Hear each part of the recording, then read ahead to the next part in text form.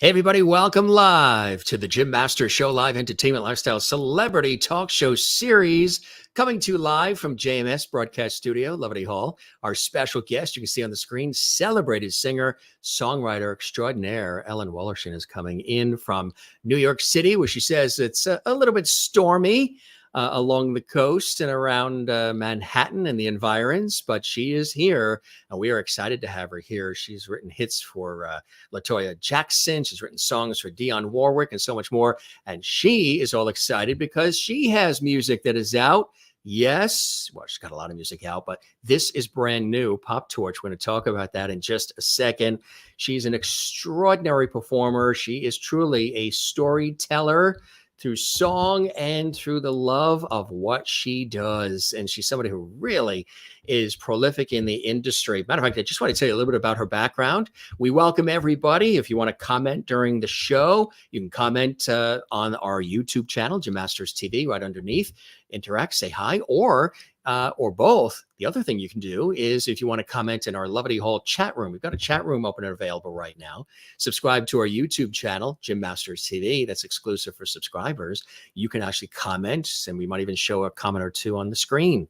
You know, throughout her career, Ellen has proven her musical prowess by writing compositions for acclaimed artists, as I mentioned, such as Dionne Warwick, LaToya Jackson, Ben Vereen, and her talent has garnered recognition beyond borders, earning airplay on the prestigious BBC network and reaching the finalist status in the 12th Annual International Unisong Contest, both in songwriting and performance categories. As a captivating performer, Ellen has graced a diverse range of venues from college campuses to iconic New York City landmarks, such as the renowned Knitting Factory and the esteemed Battery Park Concert Series. She has also left her mark on the legendary Bluebird Cafe in Nashville, sharing the stage with luminaries too, like Laura Nyro and Bill Steens, and of course, Jim Dawson, all further solidifying her reputation as an artist of extraordinary caliber. Yeah, that's who is our guest here on the Jim Masters Show. You know, I mentioned and showed this new album here. She's also a prolific performer. She loves performing on stage. She loves having an opportunity to interact with an audience. She's got a lot of other music out as well. You might have seen this, maybe even have this in your collection. We're excited to have her here. We're excited to have you here. If this is your first time stopping by what we call the Jim Masters Show Live series, we are inching up on almost 1,000 episodes, which is amazing in 3.5 years. And we thank every single one of you, everybody watching, supporting, sharing, celebrating, tagging, posting, communicating with us on our social media. You can find me at Jim Masters TV on Facebook, Instagram, and Twitter. Our YouTube channel is Jim Masters TV. And if you want to peruse and binge almost 1,000 other episodes, they're all archived on our channel. Again, if you want to comment and interact with us while the show is on live, which it is right now, you can do so in our Levity Hall chat room. Say hi to each other in the chat section. You can see there. Just subscribe to the channel. You can do that. And we encourage you also to give the episodes a like and also leave a comment underneath the episode on the YouTube channel itself. That would be fantastic.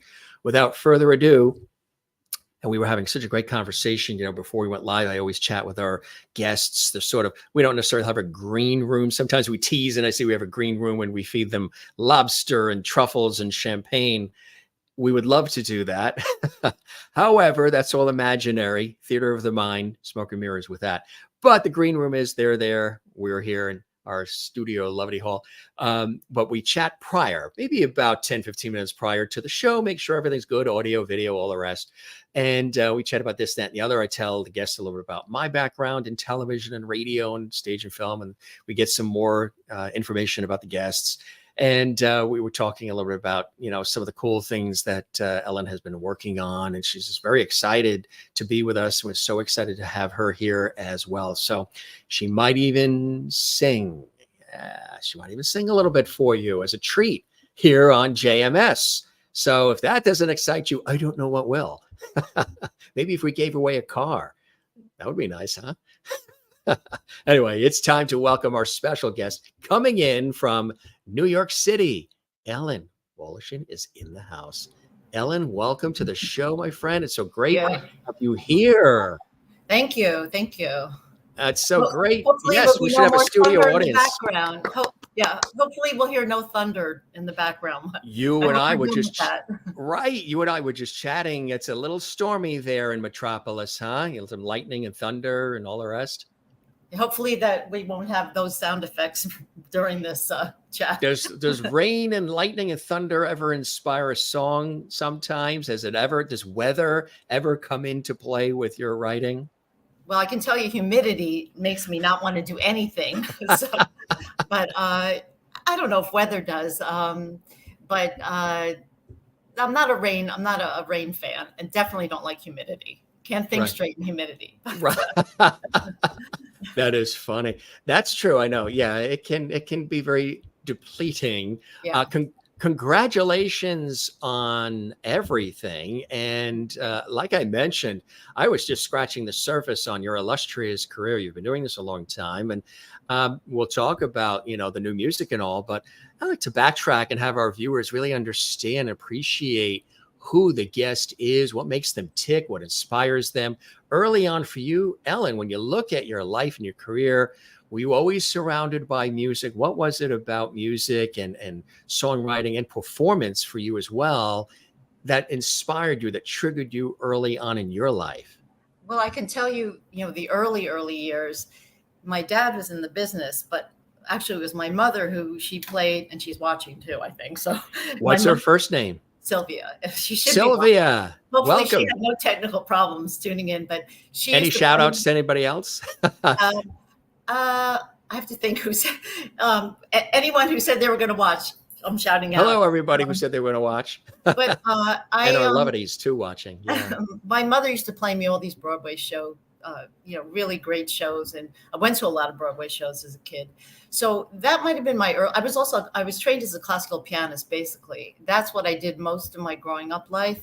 I didn't really start singing until I was maybe 16, 17. But I used to sing to all the, it was the Broadway stuff that I don't know if I had aspirations to be on Broadway, just that was what I was exposed to a lot. So I used to, sing along and, all that stuff that kids do. But my father was in the advertising end, and he in commercials. And oh, really? So that was like, he was really doing real life as a job. And but only I knew when I was maybe 11 or 12 that kids sang commercials. So I used to ask them, oh, I know kids are seeing commercials. This I can pay for college. Let me, and basically it's like, Ellen, go to your room. So I really, that was just sort of a momentary. So I basically just studied classical piano all the way. And then when I was about 17, he said, you want to hear yourself in a studio? And that was the first time I ever heard myself singing back. And shortly after that, I started singing professionally. I was like 19, I was still in college, but I got some opportunities. And that's where I really started. Like, jingles was what I knew. So I probably would not have pursued that if I didn't have that. That to me was like, oh, there's a path, So you did the jingle background. We've had several jingle singers on and session musicians. And I'm a big fan, working in television and radio professionally. I'm such a big fan. And I really wish that they would bring some of that back, because I really think it was just something so connecting and relatable for the consumer of a product, for the viewer, for the listener, when you had a jingle that was on behalf of a radio station or a TV network or a TV channel or a product. I'm a pepper, you're a pepper. Yeah. Wouldn't you want to be a pepper too? All of that just made you feel closer to the shows, the people, the products, the whole thing. Tell us about some of the jingles that you had a wonderful opportunity to be a part of. Well, my start, and it was kind of a fluke. I just happened to be home from college on a break. And so my father was working on McDonald's. He did McDonald's for You Deserve a Break Today, and then a couple of the campaigns after. And this was the one after. And basically 30 people did all the work. And yes, because there were so many McDonald's commercials, they basically had heard every solo voice out there in the group of 30. And so I just, auditioned because I was there, and and they were like, oh, it's like a new voice, you know, and I wound up singing like 6 McDonald's commercials. That was like a Did you? fluky, like, you know, I went back to St. Louis to school, but they flew me home to do this. And it was like, it wasn't really reality. I mean, it really happened. But then, when I finally came back, it's different. You're here but that was like my, I guess my entree into, doing it. And then I did it for 10 years. I think I didn't start performing till I was, way later. And songwriting, I also taught a class in it for 10 years. So what you're saying about, jingles, it's kind of like, I'm going to say a dead business, but very rarely you hear a jingle, especially one that ties in with the product. And I always believe that, just grabbing a song, and slapping it onto a product, a famous song is not going to do it, because that's what they're doing now, right? It's just regular rock you songs. You're going to relate to what that song meant in your life, but not the product, what you were doing, but not the product. Like if you, I'm trying to think. So many commercials today. I'm like, what was that product for? Even sometimes the way the commercials are just being done, like with Palmolive, you always saw Madge, and the person would come in the salon and dip her hands into the Palmolive and realize that her hands are in the Palmolive, and it would be as good as, a nail pedicure, manicure, whatever. Just, Nancy Walker with the Bounty Quicker Picker Upper. It's there. Ingrained in your. And we're American Airlines, something special in the air. I could parrot these back like I'm some. Did you used to do that? No, I didn't do that one. But those are ones like you knew American exactly. Airlines. Yeah, there were so many. The only one I think that's good on right now is one for Sky Rizzy. That's a good jingle, because nothing is everything. And it's a very But the rest of them, it's either they plastered a song on that has nothing to do with the product, and you're supposed to remember, and you never remember. No, but then everything, that's why slogans meant something. And, people got paid like to come up with these slogans and then put music to them. So you would remember. Well, what is it? 2 all beef patties, special sauce, pickles, lettuce. On a sesame seed bun. That's the only part I remember. But now they're playing that. They're doing that. And all the kids would sing it too. In school, these jingles, the kids would hear and they would be singing it, and then all of a sudden, the parents pick up on that and take them to the McDonald's or whatever. It was, we were talking about that with some folks who have come in from television too. Even the jingles or the show opens, and then there's Maud and like all of the, Bewitched, I Dream of Jeannie. You knew the melody. Mm-hmm. If there were words, you knew the words, you'd sing it. I mean, you could just hear, we had a special we did recently with the passing of Bob Barker and The Price is Right. I mean, that iconic thing, dun, dun, dun, dun, dun, dun, dun, dun, you knew, and you still know, that's The Price is Right, written by the iconic Ed Kalehoff, of course, prolific jingle producer. Remember his name. I remember. Yeah, he created that and so much more. Do you remember in New York, Channel 4, WNBC ran a really terrific campaign called We're For New York? Mm-hmm. Ed Kalehoff created that as well. Yeah. I never met him, but I do know his name. Prolific, Price is Right and Family Feud and all these game show themes and everything. I wish, I love all that stuff. That's as exciting as the product and as the show and whatever it is that you're, viewing or consuming. It also becomes really embedded in the culture. Yeah. And I remember, this was kind of a negative, not really, I took a film class in college, and one of the assignments was put some music to film. And it was kind of open-ended. So I thought, I'm going to make a McDonald's commercial. Because I figured I can get a copy of a track, and I didn't expect it to be taken like so seriously, like it's high art. But when it was over, I think that the film instructor, he did commercials also, and he turned to me after and he said, "Do you have respect for those things?" And I'm like, "Buddy, those things are paying your salary." It's like, Right, Like, right, come on. exactly. I mean, that was probably the way he was viewing himself. But, the people all applauded in the class, not because it was such a great thing that I did, but it was because it was so in the culture and they related to it. Well, I had heard too, and I'm sure you'll agree, that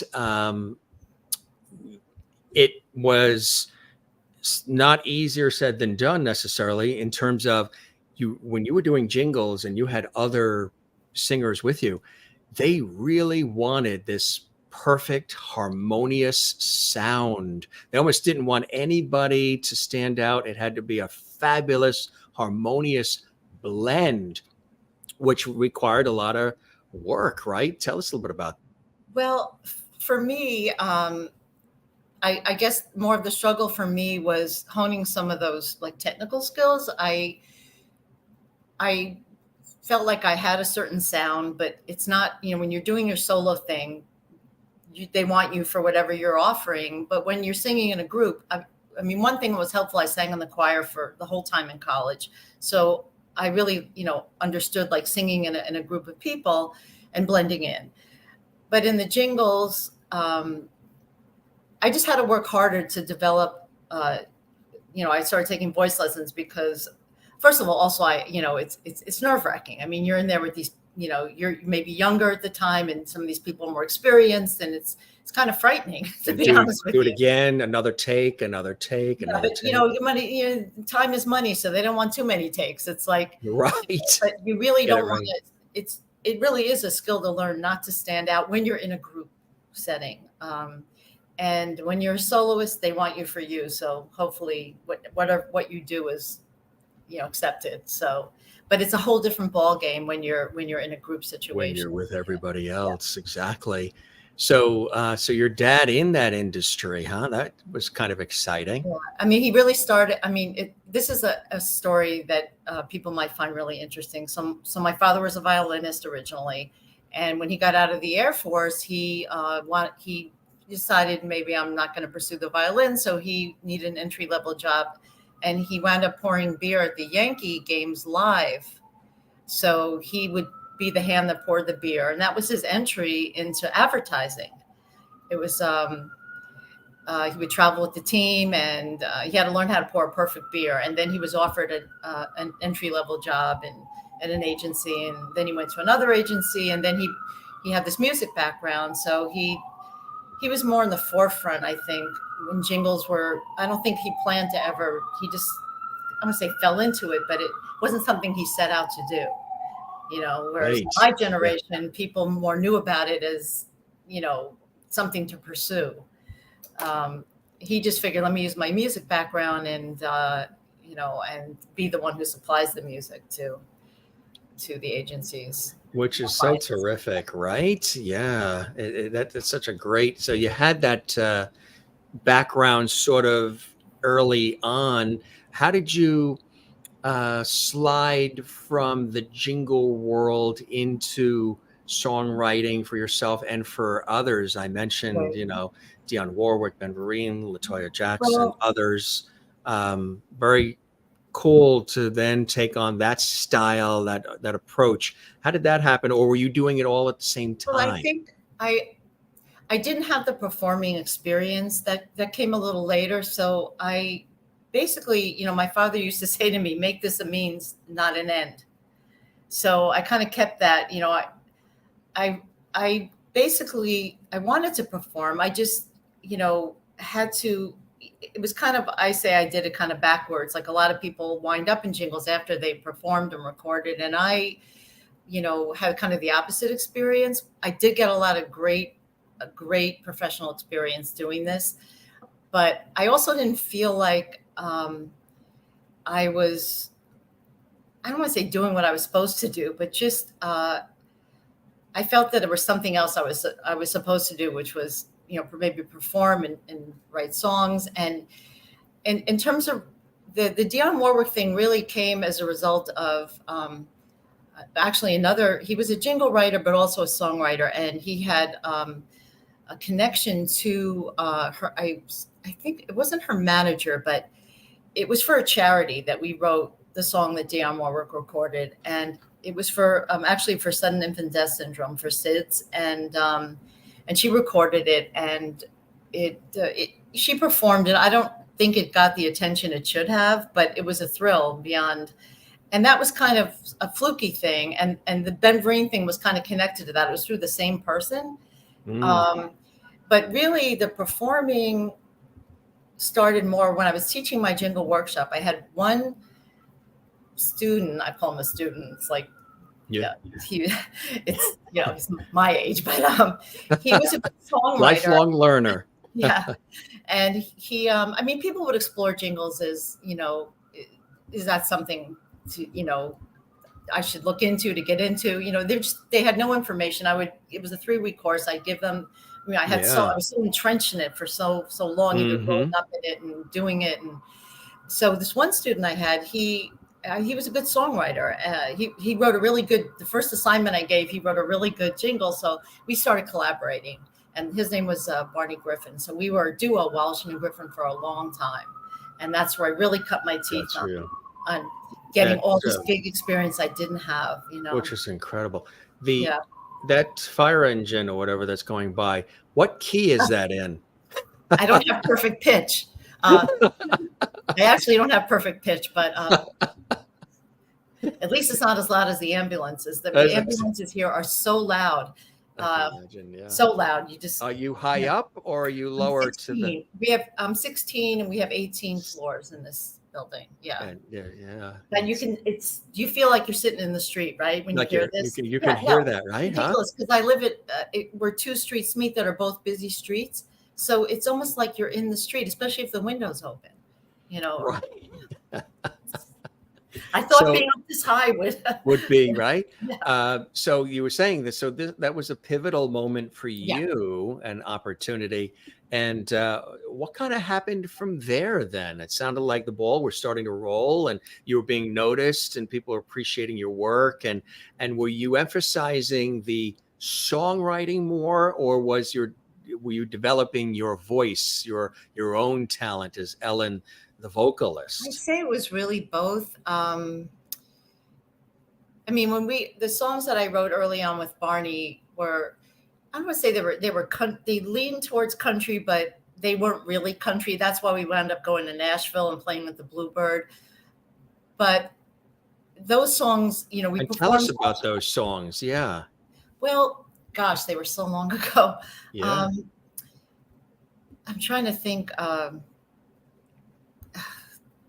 They really. I'm trying to see how to explain them. They weren't really country. Okay, there's one called "A Jerk Like You." Yeah. I think they were country-like, but they weren't. Then traditional country was kind of back. Now it's more almost like pop and country, or now it's blended. Yeah. But at that point, Randy Travis and all these, it was going back into a traditional kind of sound, and I think at that time also. Oh, come on. What's his name? I can't think of who I'll think of it. You want to phone big. A friend? He's like Regis used to say? He's big. I just can't think of his name right now, but I remember Randy Travis and Alan Jackson? Jackson. Garth Brooks. Oh, Garth Brooks. Yeah, he's big. He is big. So those guys were all kind of, that's what was sort of big when we were doing this.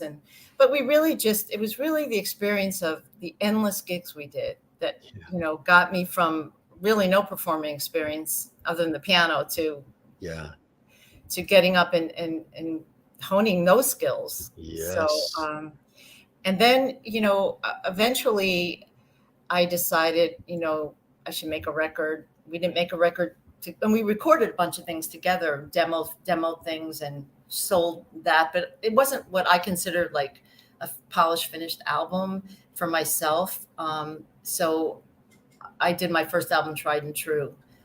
And that was when we still had stores. So yes, Record World and Tower Records and that was really, Sam Goody. I used to love spending hours digging in there, putting the headphones on and finding a lot of gems and nuggets too that were really cool. Yeah. And so that, that was exciting because people were buying the records and on The the shows. physical, yeah, liner notes and cover art and Yeah, all those we went to things. great, great lengths to put the lyrics in, and then, by record two, I didn't put the lyrics in, and they, as they started, like the downloading started. Yeah, that one, that was, and then the downloading started on album two, and now, it's, Yeah. yeah. What can I Now say? no, it's a totally different, yeah. That was number two, yeah, and that Tell us one. about this one. And that's a phenomenal, whoever the photographer is, shot of you there Well, on it. I have to plug him. His name is Devin Cass, and Mhm. he he is, aside from a really great photographer, he does the makeup. He understands lighting. So he gets, He's also a female, well, not just a female impersonator. He's an mm, impersonator, and his makeup is so amazing. He can make himself into Michael Jackson. He can make himself into Joan Rivers. I mean, and he does parties, and he's so he's amazing a real photographer, entertainer. Yeah. and really understands makeup and lighting, and it's like he makes you look like a movie star. It's like, so um, Yes. Right. yeah, Huh? yeah, and so You that nailed it on that one for sure. Yeah. yeah, so that album was more original. That one, the first album, I had a distributor, and he basically had said, for me to get you into Tower and whatnot, you need to have a certain amount of known quantity. So this was a mixture of known songs, and it had to be like a certain percentage of known songs. And but then when I did the second one, it was all basically almost all original. And I wrote that second album with a writer named Jennifer Dent, who unfortunately passed away. Mm. But that was a different kind of exciting. I mean, they've all been great. The process, you know, I went from being a results oriented person to a process oriented person. It's funny how that happens, huh? It really is, that everything else is kind of the icing on the cake, but the actual doing of the work, and it's very rewarding, you know. So Well, I think some of that early background and training and, being early on exposed to the industry side of things, maybe the exposure with your father or just being in the studios and knowing the task mhm, at hand was yeah, sort of an advantage for you early on to really yes, it understand was that it's as much as it is show, it is business. And there is business. all the, you may be a phenomenal vocalist, but then it takes a village to get that out to the masses, and the marketing, the branding, the packaging, the following up. Any of these industries we're all in, it is a significant amount of also personal amount of time and emotional investment and financial, all of these things it taps into, right? Absolutely. I mean, I was never someone who only thought of, I'm an artist, I don't have to know these things. It could be because I was raised by a father who ran a business. He was an artist, but he ran a business, and especially now, you have to wear so many hats. You have to do so many things, especially internet. So much to learn, and so much to stuff in your head that Yeah, you know. constant, right? I don't think you can really afford to. It's great to have help. If you can hire some people to help you out with either the PR. I mean, the album you make, you're hiring musicians. You're never doing all this alone, but there's a lot you have to do, and there's a lot to be on top of, and to put out what I think is a quality product, you have to really be aware of all that stuff. Yeah. It is. Do you like that part of it, the business side of I things? do, actually. I really do. I'm not just one of these artists that doesn't have an interest in. I really do have an interest in all the pieces that go into putting the project together, and I think it may come from I think a lot of people sang jingles. They would show up to do their part, but because I saw how the job went from the client to the agency to the whole process. And that's why I wound up teaching the class in it, because I had more I had a better, I guess, handle on all the different steps. So that might have set me up for, interest on all the different parts of making a record. I mean, it's a different, process, but it's still, you have to put one foot in front of the other. You have to hire people, you have to book time, you have to figure out your budget. There are all these things that are important. And I have to say, I don't dislike any of it. I sometimes get a little overwhelmed with how much you have to do, especially since online, on all the platforms and keeping up with it all and posting. My latest thing, the new frontier for me is TikTok. I mean, I have to say that was the last thing for me so far, was getting on TikTok, doing TikTok. And I have my TikTok people who tell me my TikTok people. No, my web designer is also, he's a musician also who's really interested in business. And he basically, said TikTok drives the most traffic. So you got to be, so that was a learning curve too, and that's kind of time consuming, because if you have to keep up this content, adding content, and it's like, what am I going to do? Like a monster. Right. When you can write new songs if you're so busy, posting on TikTok. Right. Eat a bowl of soup and post it. Right. Some of it is, I mean, they have all these templates where you can, basically transform yourself. But I really, his guys, he has like a couple of people he works with, and they'll tell you what's trending in music. So it's okay. So I learned all these, I couldn't believe it. I learned all these trendy songs like Miley Cyrus, and it was kind of fun. I resented it at first, but once I did it and I learned to play them, it was kind of fun, but after a while it's like, really, am I doing this? Is this my life? It's like TikTok. Right. I mean, from this to, but it's amazing how it all is, right? It's what keeps things, I guess, turning and going, and it's just the way it all is. Well, like last night, the TikTok guy, he's posting, he'll edit these things down. I'll send him, and he'll edit these things down for me. And I have this one song that actually Barney Griffin wrote. It's on the second album. This is the one I didn't write. It's this beautiful song called "You Break My Fall," and he posted it, but he cut it off I'm like, nobody's going to listen past a certain amount. I'm like, you just cut the song off on. I realize he's doing this because this is what this platform calls for. But it's like, oh my God, you couldn't. I'd want to maybe keep on listening to a song I liked, but right, to not have the in between. Exactly. This is a great shot. No, that's all Devin. Really? Sometimes I even wore his jewelry. He came with everything, wardrobe, whatever you needed, huh? That was from that was my earliest. If I tell you, I don't even tell you there's 20 years between these shoots, but I don't look that different. So you look the same. You look marvelous. It's a cool one. This is the one we were talking about. Congratulations. And these are the platforms where you can find it all. Tell us, what was the inspiration for the newest music that you have out? And congratulations. And again, another winning cover too. So, okay. Album 2. I had a PR person, a different PR person at that time, and he got me a review it was called Art of the Torch Singer.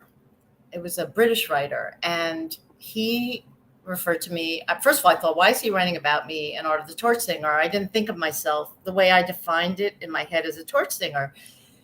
Especially the second album, I was trying to, be more of like the singer-songwriter, Mary Chapin Carpenter type of, person. But when he defined it, I said, well, he said it's a person who sings about love, loss, what might have been, and it transcends all genres, which I really like that, because I really believe that, you are who you are, and it shouldn't matter what, we have to put people in categories, but, the transcending of genres stuck with me. And this, I guess I said to myself, well, I guess you are a torch singer. And this idea brewed in my head for a long time about being a torch singer. And then I don't know, this thing popped in my head like pop torch, because I really am a pop singer, but I'm not a pop singer by today's standards, like Taylor Swift or Olivia Rodrigo, or, the way it would be defined today. But the truth of the matter is I am a pop singer. I'm not a jazz singer, I'm not a folk singer. But everybody has a little of something in them. So I guess like right before the pandemic started, I started calling the show I was doing Pop Torch. That's what it was, because I always sang standards. I always sang covers along with my own songs, always. And so I thought I should make an album. It just started to form in my head, and I started a little before the pandemic, but it quickly, everything was stopped. So I really didn't get back to it. And it started off with, in this album, most of the arrangements were done by Gregory Soroyan, who was my very first accompanist when I started singing live. But even before Barney, he's a pianist, and really, we came up with like 3 or 4 songs, and I knew they were going to go in a sort of jazz direction, like at least the arrangements, because that's, his background. But I don't know. I don't know. I just let this album like kind of organically develop. And I thought, and I used to have, sometimes I couldn't sleep at night thinking, okay, you're going to put this standard on, and now you're going to put this song you wrote that's pretty, sort of middle of the road pop ballad, power ballad. It's either going to be like a seamless, it's going to be a great mashup or a hot mess,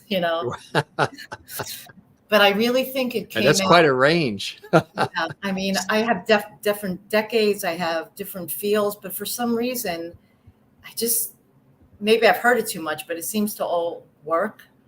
Now, I don't know, people who want you to be in a category. Let's put it this way. It was submitted to the Grammys. The category it's in is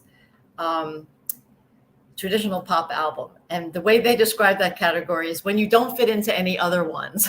That kind of, I'm paraphrasing, but it's kind of like that. And I thought that's where it belongs, Well, it's like you mentioned, there is a mix of sort of vibes, but at the same time, time periods as well, which I think is really exciting about it, because there's like something for everybody in it, which I think is fantastic. The way you've been able to sort of keep that sort of blend. Like, for example, it's a harmonious mix of classic songs that span from the 1920s to the 2020s, alongside the 2 original compositions that you've carefully crafted to sort of evoke profound emotions and touch the hearts of the listeners, right? Oh, I hope so. But, something I was Well, that's what your mother told me when she called me today. She said, say this. I was going to say something about the different time periods. Well, some people could say, well, jack of all trades, master of none, but I don't know. I just feel that it's just me singing the songs the way I would approach the song and what it meant to me, and, the arrangements. And frankly, I mean, I think, unfortunately, I also write for Music Connection magazine, and I'm, That's when you right, write, you did. Yeah. I write, I do a lot of live reviews, and basically, you do have to like give the reader an idea of, is this person a rock singer? Is this person, are they, a blend of these few genres? So I understand the need to, sort of categorize so people kind of know what they're hearing or what they're going to hear. But in this case, it hopefully it's the person singing or playing or whatever is the glue that brings it all together, which is fantastic. And how about how'd you find the musicians and the accompanists, those that have been around you to support you? What was that like? So with Greg has his own chord trio, including himself, that he works with, and I just let him, for the songs that he arranged, I just said, that's fine. You go with who you're comfortable with, because I figured it's going to be better if he works with who they're so tight. They play so many. He does a lot of cabaret. He works with singers all the time. And so I figured you go with your guys that you feel comfortable with. So in that respect, that's how those musicians came to be. The other remaining ones, there's this guitar player named Mick Gaffney. And back when I did my first album, Mick was the guitar player on that, and he did one of my favorite songs from Tried and True is the guitar, While My Guitar Gently Weeps, which we came up with a piano, and Mick came up with the arrangement for that. That just, I just always stayed with me. Like, I got to work with Mick again. So before the pandemic, the first song that I started was the last song on the album called You and a Blue Moon. And I called Mick and I said, I think you would be really great for this song. And we hadn't done anything in like all the years that passed between these two albums. And he was like the last human I think I saw before the pandemic, other than my husband. And then everything was shut down. But we started to work on that song, and I thought he would be perfect for it. And then he wound up playing guitar wherever I needed guitar on the album. So there was him. And then I added a couple, sort of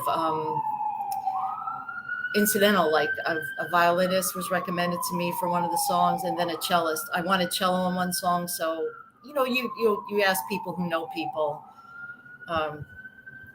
So it was those were the main musicians on the record. And then the people step up and they become a part of it. I want to let folks know too that this album boasts, as I mentioned, an enchanting selection of songs, including the 2 original compositions, but also 7 recognizable cover songs too, spanning that rich array of music history.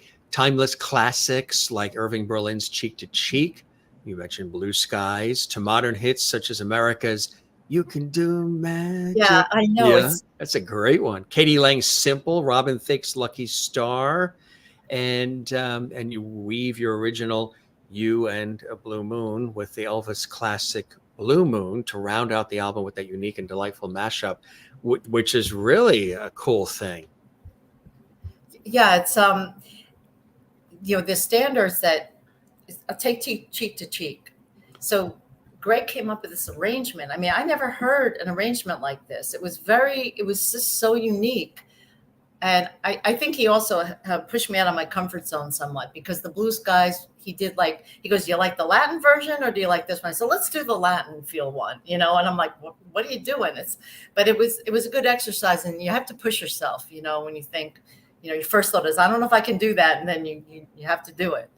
So that's right. It's a challenge. And the Blue Moon, I used to do You and a Blue Moon, and I started weaving in the classic Blue Moon when I did it live. And in the case of the recording, Mick said, okay, when finally we were able to all be together again, he said, we're going to go to this is the only one I did somewhere else. There's a great blues singer named Johnny Rush, and he arranged it, and he did such a great job he also sang backup on it. He's sort of like, I would say he sounds like Joe Cocker. He has that type of voice, so it's the strange combination, but it really worked. And he the way he wove in, it was the instrumental where Mick starts playing the real Blue Moon, and they somehow, I don't know, they work together. I mean, it's sort of a licensing nightmare, because you have to now figure out how I'm going to license the song, because you got yours, you got theirs. So that's a whole other, right? Exactly. Yeah. That's a whole other side of it too, and just how the industry works. I want to make mention too that music writer Pierce Ford has lauded your voice as, quote, a fine, elegant vehicle in its own right, adept at expressing sentiment without pitching into sentimentality, and has drawn comparisons to the iconic Judy Collins. And your performances have earned admiration and praise from fans and critics alike, which is fantastic. Andy Snipper of musicnews.com described one of your previous tracks as heart-achingly beautiful and so brilliantly unsaccharine that you simply cannot do any other thing than applaud her sheer class. When you get that kind of feedback, doing this kind of work for so long, plus also, writing material for other well-known folks, how does that make you feel when you get the response from the music industry, but the fans as well? Well, I think that you know, of course, you only print the good ones, but I think that it's not so much about getting a good review per se, although it's nice. It's feeling like you've been understood. And those two that, well, the Piers Ford, I felt really understood because although he said nice things, I said, this guy, he gets me. And you don't always feel like people get you, even if they may think you're good or whatever. You just know when somebody understands you. The other comment really was about Guitar Gently Weeps. And, I guess saying that don't pitch into sentimentality or it's not saccharine is good because you want to express emotion and not, be too maudlin about it. But of course it's great. But it's especially great when you feel somebody understands what you're trying to impart. And that doesn't happen that often, to be honest with you. No, it doesn't. It's rare. Exactly. It is. It's rare on so many different levels. How did the other songs, the cover songs, how did you come up with that array and mix of songs one of the hardest things I know when creating CD or a collection of music is narrowing it all down. There's so much. You start with like 30 songs and then 25, 20, all the way down. How did you narrow it down? And what was it about these particular songs that stood out for you where they fit on this particular album? Well, the daunting thing is that when it comes to picking songs, the world is your oyster. So you can drive yourself crazy. Yes. I figured the two that were mine I would put on because they hadn't been recorded before. So that was kind of easy. I think some of them came from the live shows I had done. Greg and I used to do, God, back in the day, we did Cheek to Cheek. I always liked it. And also, What Can I Sing Well? What Would Suit Me? All these things come into play. The America song, well, I always loved America. Yeah. And I was listening to and sometimes, even when you start recording, you don't always have all the songs, as long as you have something to do when you go into the studio. So I was listening to America's Greatest Hits, and one great song after another, and Magic comes on. I'm like, I think I'm going to do this song. But Greg takes the song, and what's great about what Greg does is that what I don't like is when people take standards and then they twist them and turn them so much that you can't hear the melody. You don't even know what the song is anymore. And what he does is he really does these unique arrangements, but the song is still the core of the song is still there. Still there, right. I couldn't imagine when he come up. I come up with the idea, but I don't know how it's going to be executed. And I say to him, how could we going to do this? And he twists and turns the song. We even cut out some of the verses, but the song is basically, what you're listening to. That's America's You Can Do Magic. And then at the very end, the Robin Thicke song, I wanted one more song. I felt that I didn't have enough minutes. I needed a few more minutes on the album. Yeah. And I was just, listening somewhere where the song I never heard that song, Lucky Star. And it came on, I was at some pool and it was, piping through the sound system. And I said, wow, this is a really cool song. I'm going to do it. I think I'm going to do it because I think I could see myself doing it. And then I thought Mick's going to be perfect for it because it's not jazz, but it has a very, Robin Thicke does it more R&B-ish, but that was the very last, even though I put it first. It was the last song that I came up with. So it's this weird, like, not say rhyme or reason. There's always a method for the madness, I guess, but how they're going to play together. I think what are some of the things that inspire you? I use this as a reference because it's fascinating. We had a couple of times, actually, we've been blessed with Melissa Manchester stopping by as a guest. And I think the very first time she was on, we had this extraordinary conversation, and she asked her what inspires her to write. What are things that happen in the day-to-day living that inspire her? And she said, she could be walking from one room of her house to the next. Something will pop in or hit her. She could be, laying in the bed and not fully in deep sleep, just in and out, something pops up.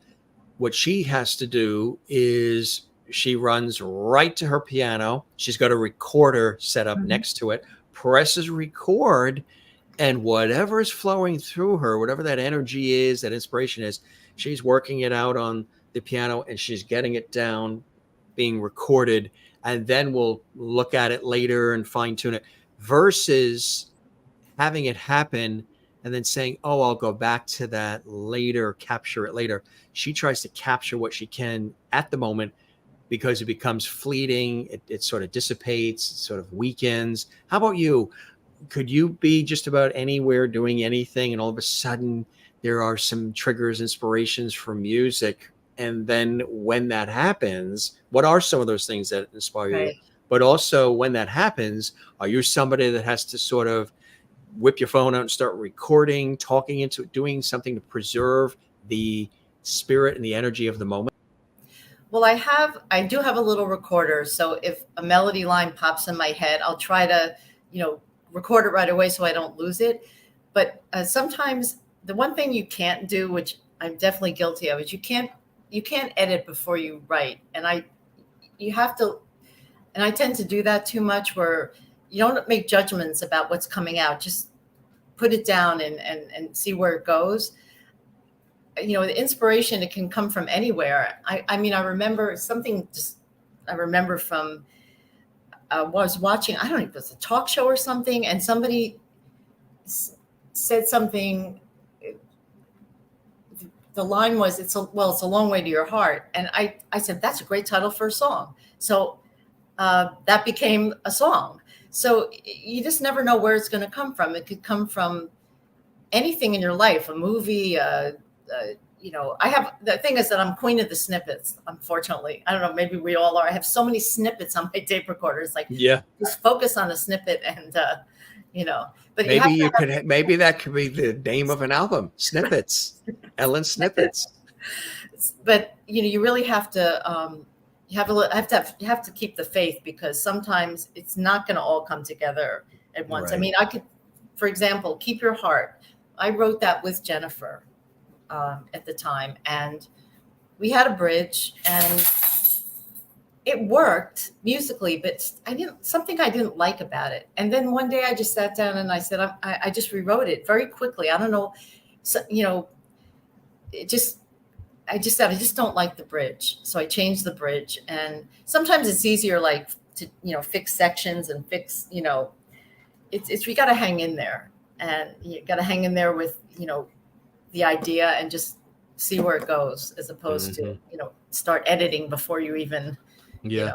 Yeah. Who are some of the others in the music industry that have inspired you, whether they are Oh my God. vocalists, songwriters, both musicians? Yeah. Who are some of those that really? Oh my gosh. Starting with, of course, James Taylor, from Yeah. when I was way younger. And I always loved Carly Simon. I love Paula Cole. Yeah. Um, Carole King. sure. Yeah.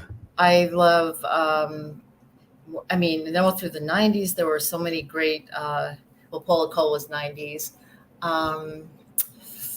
Trying to think, not so many recent. I do like Billie Eilish. I do like her voice because she doesn't oversing. I'm not big on the oversinging. People try too hard, and there's so many people. I love Jethro Tull. Yeah. So a real mix. Oh, super mix. I mean, Did you like Tony Bennett? Oh gosh, my mother's listening. I better love Tony Bennett. My mother gave me the duets. Yeah, I mean, the sure. duets. Yeah. But there were a couple of female singers that I really liked. There was a singer named Jerry Southern, and she wasn't as well known as, people like Sarah Vaughan and some of these other. Well, Jerry Southern probably was a little younger, but she was, I think, came out in the 60s, and her stuff wasn't even. You couldn't even get her records anymore. And somebody gave me a cassette of her, and she was almost a little more modern, but she wasn't as well known as some of the other singers. So from that crop, I like Billie Holiday, of course. Huge mix of people.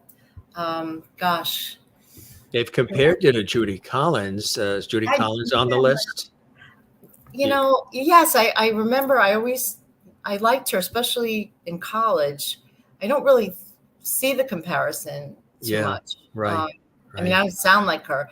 I don't really sound like anybody, but if I had to say who do I sound like the most, is Carly Simon, Mm. probably because of the timbre of my voice and of Yeah, people know who they are, uh, with that tease, would you like to do a little something a cappella for the oh audience to my gosh. get a she and I we chatted about this What do you beforehand. no, make her When she was in the green room having the lobster, the truffles, and the yes, champagne that we provide in the green room, and yes, I she I was in really hair and makeup with yeah, our the truffles were stylist. great. Were the truffles good? Really Everybody, good. yeah. Yeah. And there's never any lobster left over. I don't even get any. The Oh guests get it no, all. no doggy bags No doggy bags, or lobster bags. lobster So, bags. so do you have a request? It's easier if it's hard to just say, "Oh, I'm going to sing a song now." Well, why don't you surprise us? Like maybe a little bit of one of your originals that Okay. that comes to I mind mean, my for you. keyboard's right here, but it's too far away to. Let's see. Whatever you're Oh, feeling like. well, "You and a Blue Moon." Okay. See if I can find. Let me see if I make. I'm going to be in the right key. Used to think. Okay. I used to think that love was nearly through with me. I was drifting away like the boats on the sea. And I cast my dreams in the ocean when your words came so softly spoken. Once in a blue moon, something goes right. The tides are with us and love shines its light. And you came along, not a moment too soon. It took you and a blue moon. I mean, that's the verse and the chorus of that song. That's Um, beautiful. yeah, That's I think really I was in the wrong key. I think I was a little too low, but no, it was nice. Yeah, it was sultry sort of stuff, but that you was can see really how that could weave into blue moon. You saw me standing alone without a dream in my heart, without a love of my own. So it really did like mesh, feeling wise and it voice. does. Yeah. Yeah. Wow. That's incredible. That's really the way you've been able to do that. It's do you like doing that? Do you like doing mashup type things where you're Yeah. taking the old school with some of your own new school and Well, if it creating? works, yeah. I mean, it just shows you that it doesn't really matter like what decade, whatever you come from. It's all music, and this got this song from the 30s or 40s, I guess. I think it's 30s, and then you got a song from you know somewhere in the 2000s, and they work. And Yeah. Do yeah, you have a if we were to come over to your house in the city and go into your computer or your iPod, possibly your boombox, and I have one, or your stereo system with the speakers and the turntable and the double cassette decks, whatever it may be, what would be some things we would find in there? oh gosh, okay. Well, I'm thinking what I have set out. I have Madonna's Ray of Light. That album, I really like that album of hers. I because I have it out because I must have been listening to it last time. I have, believe it or not, well, a new find for me is really Queen, but it's really since I saw uh, uh, Bohemian Rhapsody. I have there's a Christian singer that I found on TV by mistake named Shannon Wexelberg, who's like amazing. I mean, she writes a lot of songs with religious stuff, but you could really apply that to anything. I mean, I have such an incredible mix of. I've got Jethro Tull. I've got. Oh my gosh. I dumped the cassettes, but I have records, and I've got, of course, CDs. I have a dual cassette player because all my voice lessons are on cassette.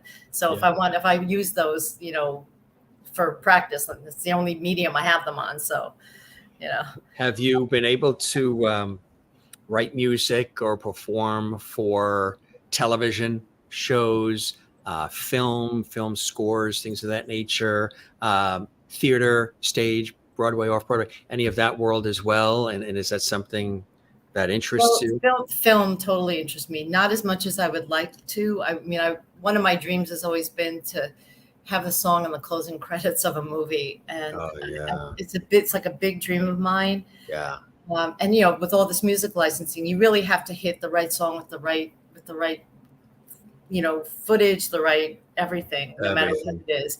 But Mhm. yeah, I mean, I would love to do more, related to film or TV for sure. Why do you love what you do so much? Obviously, it runs through you. You're sort of like a conduit of that, facilitator of that energy, and then you share it with the world. What is it about it that is very clear and prominent for you? Well, I must like it enough because it's not an easy path. It's almost like you feel compelled. I think if you realize you have, call it a talent, call it something you need to express, I mean, I walked away from it once for a couple of years because I started young and I took a break. I did something else. So I know what something else is like to do. I actually worked for a bank for 2 years. But coming back, there's something that just keeps driving you. It's almost like it's not an obsession. It's just that you're compelled. Like you feel like somebody gave you what you might perceive as a talent, and you shouldn't squander it. It's kind of like, it's almost like a religious feeling. Like I need to do this because certainly there are easier paths for sure. I get it. Yeah, I know Yeah. what you're talking about. Yes, right. Yeah. Yeah. And, looking back, I said, what would you have been if you didn't do this? I'd like maybe a forensic psychologist would be fun. Um, Mm. I majored in psychology actually. So, Which there's a lot of psychology in music and a lot of forensics and dissecting it all and breaking it out. So you're using that. I'm very analytical. I'm a very analytical person. So Are yeah, you visual? what? Are you visual? Uh, I never know when people say, "Are you a visual person?" What that really means, actually. Like with music, some people have said, and I get it because I had this conversation with somebody, I don't know, it was maybe about a year and a half ago, and I forget if it was on this show or maybe on PBS or elsewhere where I do work. And we were talking about music and the visual, creative side of it all. And they said something about, and there's a term for it, I don't recall what it is, but where they see, when they hear instruments, specific instruments, they see colors that are for that instrument. So they hear that sound from that instrument, they assign a color to it. Some have said when they hear music or they hear instruments, sounds, they see shapes based on the sound that they're hearing. And I can do that too. I see color but I see shapes more when I hear certain sounds. I see certain shapes from those sounds. And there's a phrase for that. I forget. It's a musical phrase, and it's something of that I found of interest because there was a number of people who were really immersed in the world of music who said that they have that sort of concept of not just hearing it and flowing in and out, but they see shapes, they see colors from the music itself. Does that make sense to you? And do you have any of that happens to you as you are, soaking it all in, Ellen? I'm really not sure. I mean, I see you have visuals all the time of things. Any time you embark on a project, you have some kind of visualization of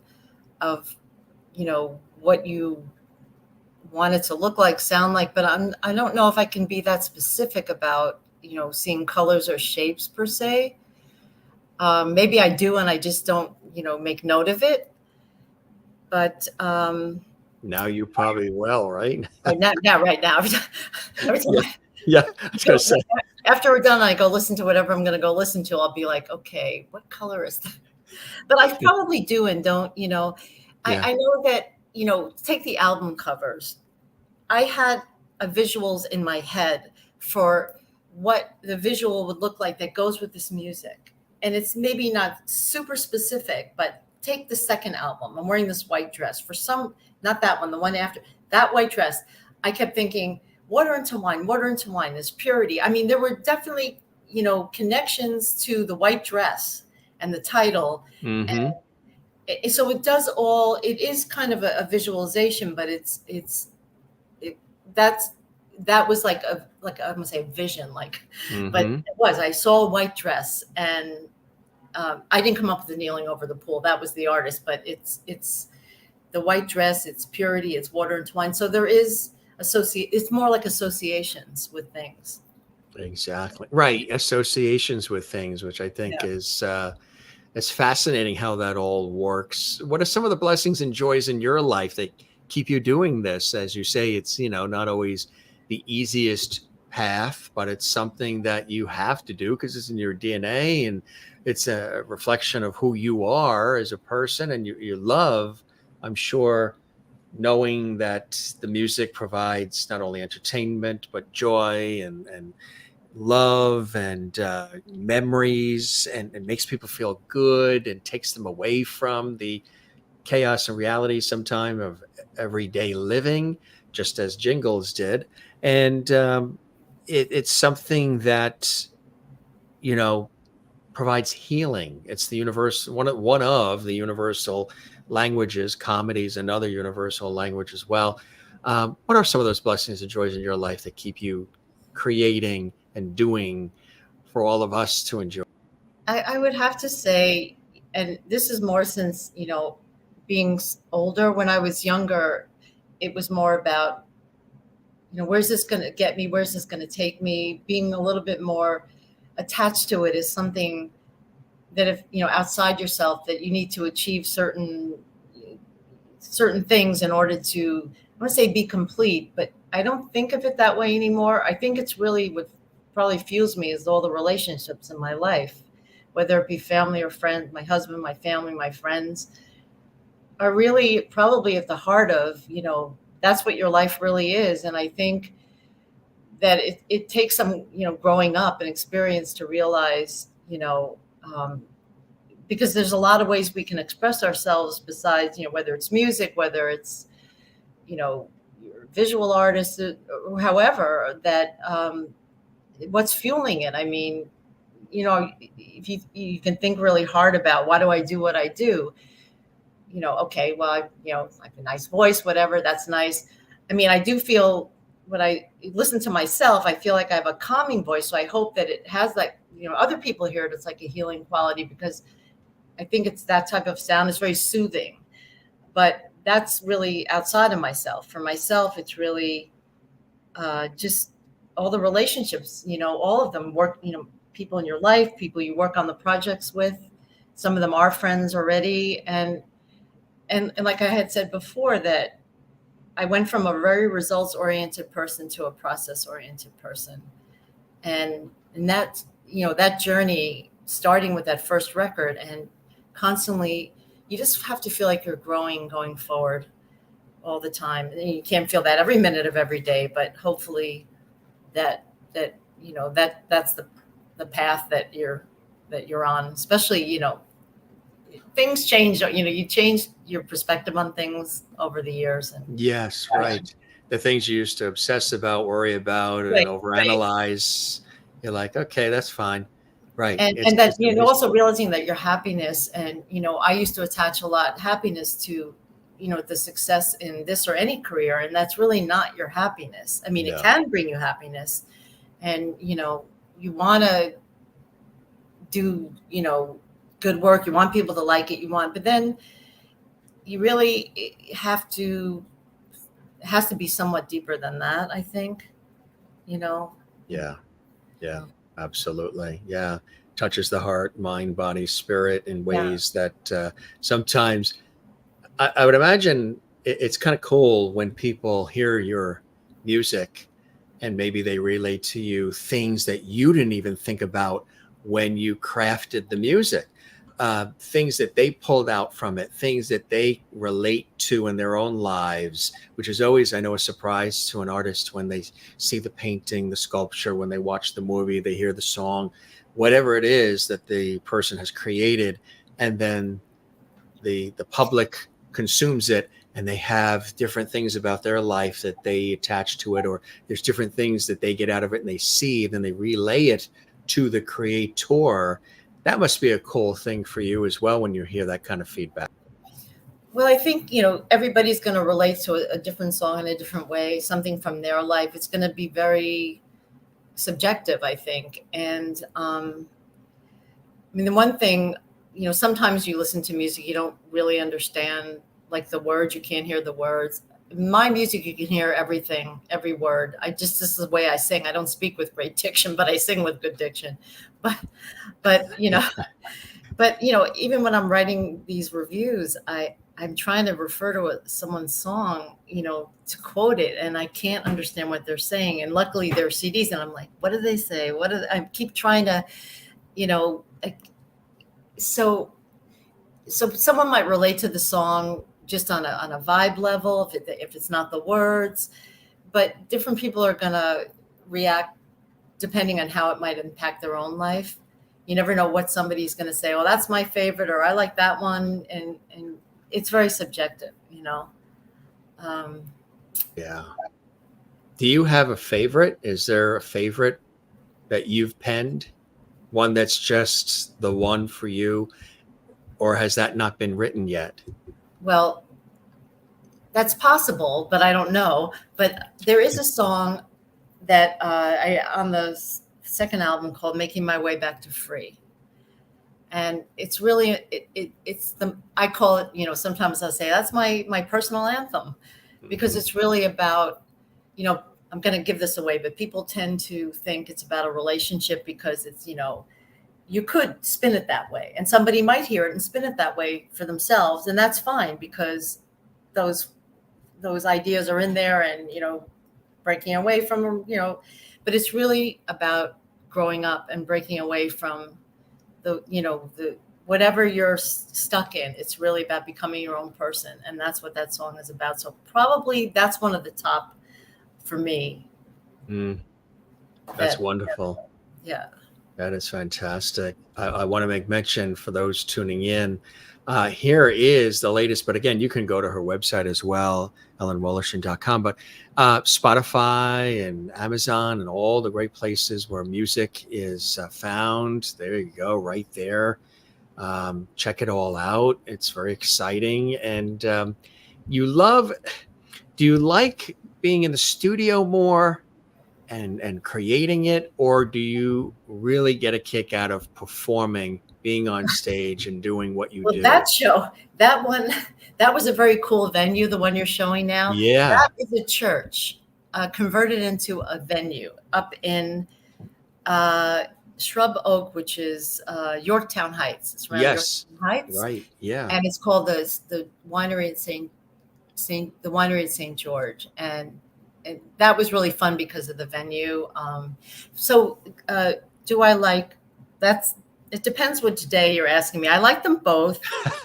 What a great answer. Yeah. It depends on which day, which side of the bed I woke up on. And the thing about the performing is it's really nerve-wracking. I'm always nervous. You never know what's going to happen until the minute you walk out there. No matter what, you can obsess all you want, prepare all you want, but the studio, they're different, and they're both great. I mean, I got really into the studio this time. I had so much fun making this album. I mean, there were frustrating moments. It's like trying to get schedules together. It's like, when are you all going to be able to make? When are we coming back? But all that stuff drives you crazy. But when you're actually in there, and that was really my first experience, was in the studio. The majority of it came from there. So the performing, it's just nerve-wracking, but I like it. I mean, especially when you get past the second song. And then, right, exactly. Well, I had always been told, and it's so true, that if you have those butterflies, it's a good sign. It means you're still passionate about whatever it is. You care about it. You want to give it your best shot. You're invested and invested interest. It's when you don't have those butterflies inside, no matter how many times you've done whatever it is. If you don't have those butterflies, you've lost the passion, the drive, the interest in it. It's time to move on. So the fact that, there's oftentimes people look at me all the time and they're like, boy, you're so calm, cool, collected. Everything seems so effortless and easy and smooth. Well, sometimes there's that angst, the pre-angst that you really are the one that is self-creating.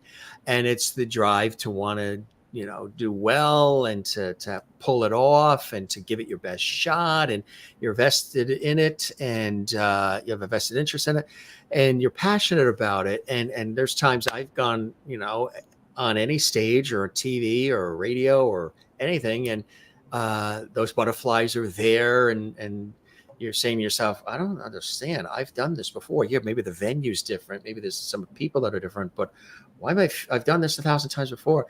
It is the fact that you want to get out there and knock them dead and knock it out of the park. So it is a beautiful, as you've been doing this for a long time. The thing that you realize, cool thing. Yeah, that, every time you do it, it's a whole new experience that you haven't had that one before. But the thing that does kick in is the experience. Like if you forget, like you've done this before, and if you've done it enough times, hopefully that will stand you in good stead. But the pre stuff never seems to get much better. Well, I can tell you there have been times when I've, you pre-plan.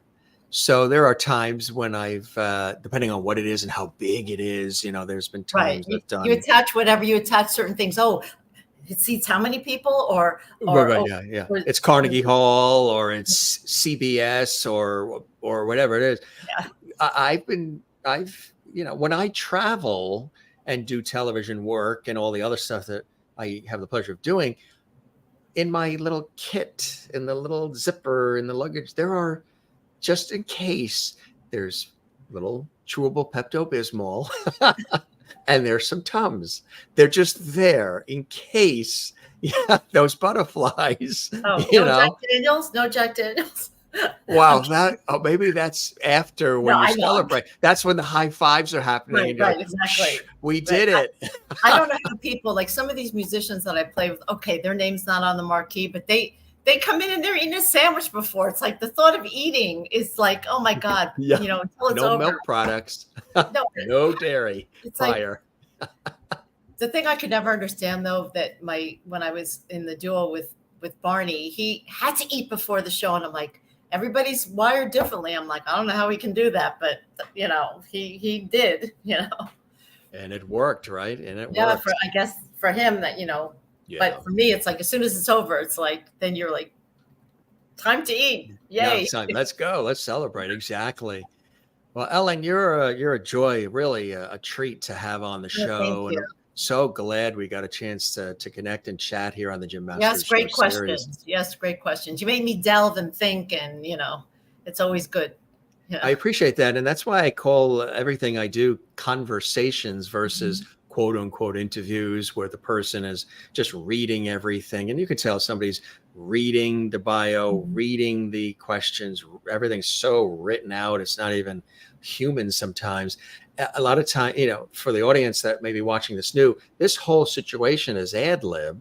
Her answers ad lib, what I'm asking ad lib, off the cuff, impromptu. And I love it like that. We have a format to the show, but I love it like that because there's more feeling, there's more depth to it, more relatability.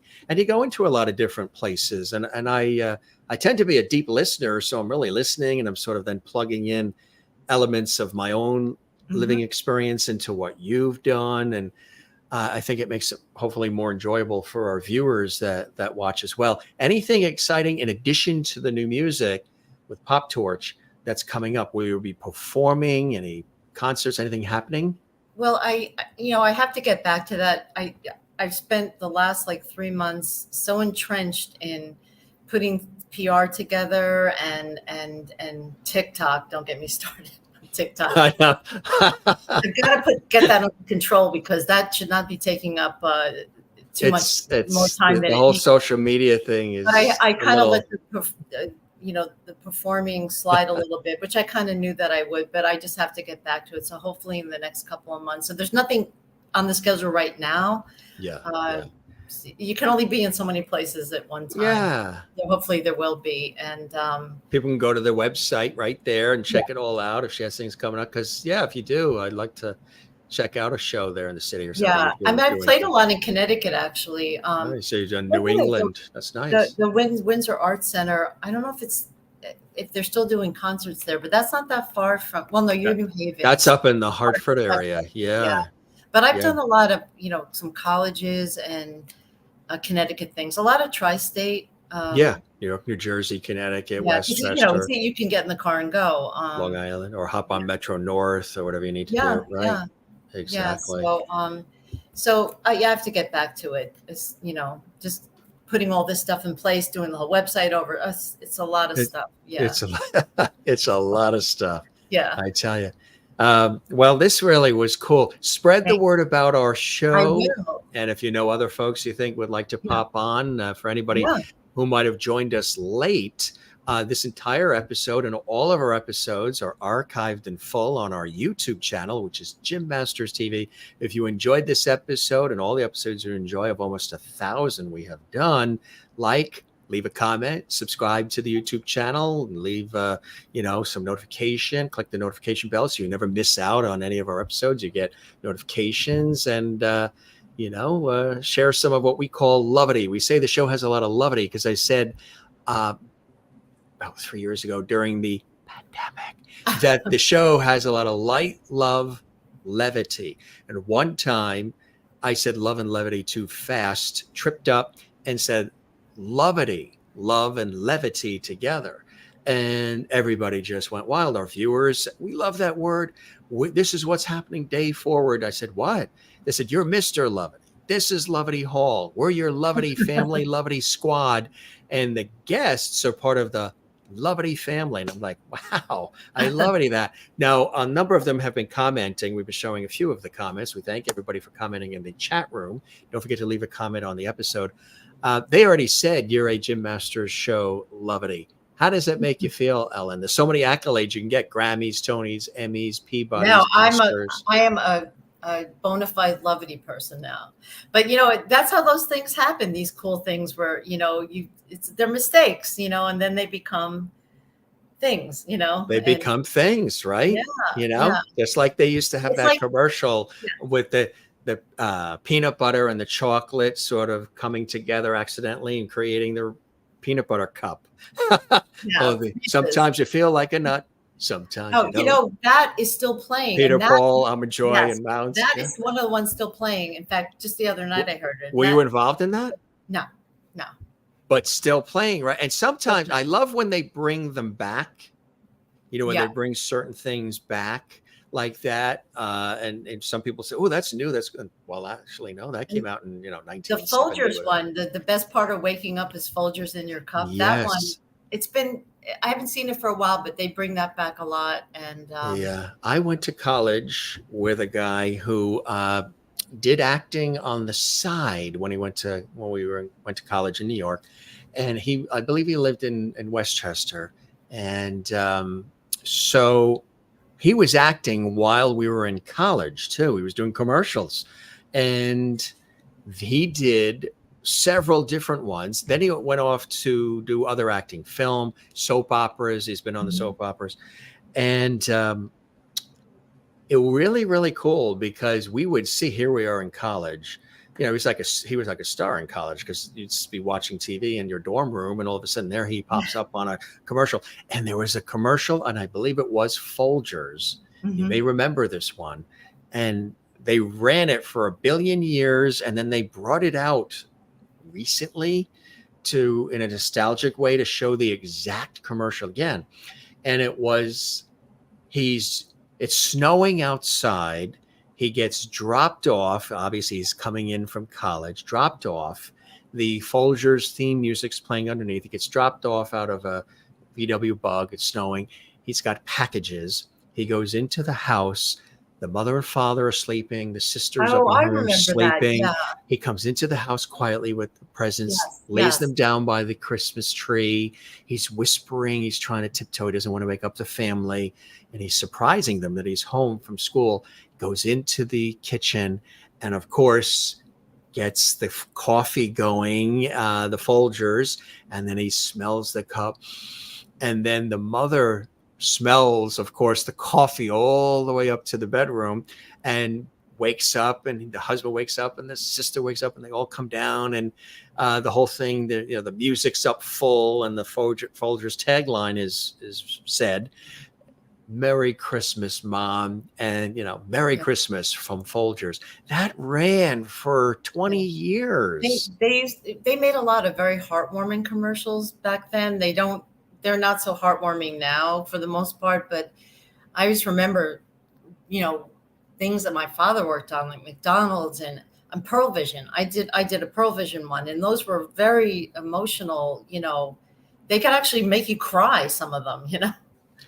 They were, and the music and all of it. Like I say, I think our society could use some of that Totally.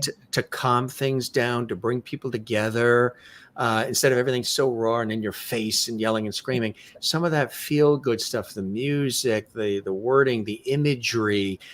We're surrounded by so much harshness now that people don't have anywhere to go to really, other than the Jim Master Show, and to put on Pop Torch and your other music to go to escape some of it. But I mean, as people who work in these industries, we even crave some of that. It's not that we're saying we're saccharine or Pollyanna, but there are some things about it that are comforting, reassuring, connecting, stabilizing, that I think we've lost track of in many different ways. And if people just had that, even if it was in the background, there would be a sense of comfort and reassurance that the world isn't completely imploding, that, the Folgers are still there, and the, almond joys are still, you know what I mean? The basic things in life are still going to be There is there. something to that, because I wasn't an almond joy eater, but when that commercial comes on, it's like a feeling of safety comes over you, like